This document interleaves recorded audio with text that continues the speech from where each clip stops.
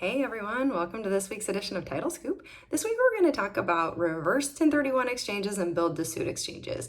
I know we did a video a few weeks ago about deferred 1031 exchanges, and after that video I had a couple of calls from agents who actually had some reverse 1031 exchanges going on in their office and asked me if I could do a video to expand a little bit about those. So as you might recall, in a deferred 1031 exchange, an investor is going to sell their property, which is their relinquished property. They have 45 days to find another property, and then that replacement property just has to be closed on within 180 days. So the 180 days is basically the kicker no matter what. That is the rule no matter what kind of exchange you're doing, whether it's reverse, regular, or build to suit. So 180 days is one of the numbers that you're going to probably see a lot within those agreements. So what's a reverse exchange? A reverse exchange for the most part is when an investor is going to close on the replacement property before they've sold the relinquished property. And they can do that in one of two ways. The first way is when the exchange accommodation title holder, or the EAT, how we're going to term it today, so I don't have to say all three of those words every time, they're going to take title to the replacement property while the investor is looking for a buyer for the relinquished property. So when they do that, they're going to find the replacement property, assign that contract to the EAT. The EAT will take title. If there's a loan, the EAT or exchange company is actually going to be the borrower on the loan. And so this part is where it gets a little tricky for us. We have to really make sure, one, that the lender is aware, of course, but also that the lender instructions, we're going to have to read those to make sure that we're really seeing what they need to do, but also who's going to hold title, how they're going to hold title. Those are all things we're going to look for in the agreements.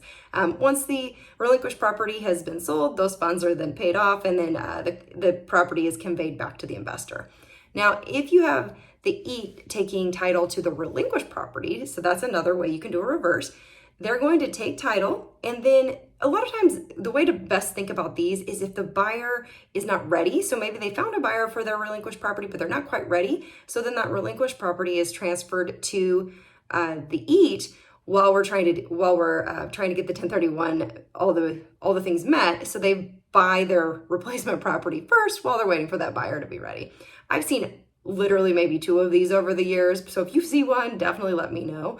No matter what, you're going to have a qualified intermediary, which is the exchange company.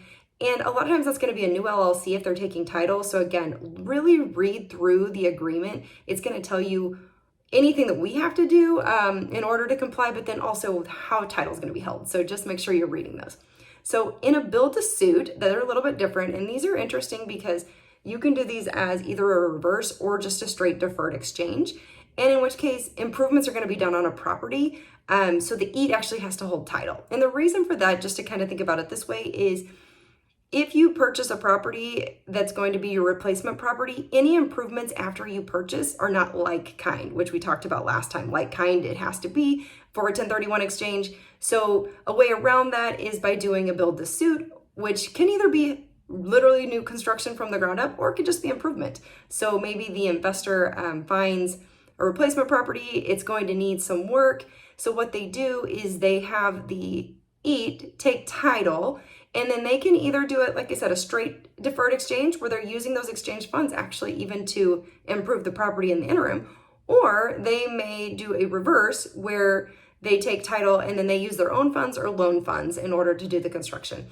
Again, you don't see a lot of these, but if you do, definitely let me know. I'm happy to look at it with you.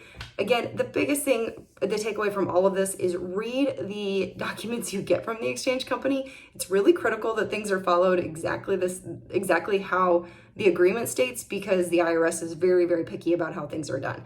The one thing I would say too that I think is beneficial in reverse and potentially on the build to suit is it could potentially be two deals for you. On a regular deferred, you don't have a lot of control over it, but on a reverse, a lot of times you do. So a lot of times you can get both deals on a reverse exchange. These are more expensive, so if you have investors asking about it, just direct them to an exchange company. It's not for us to say, but they are more expensive because you've got double closings, double recordings, and then the exchange fees are more expensive because of liability.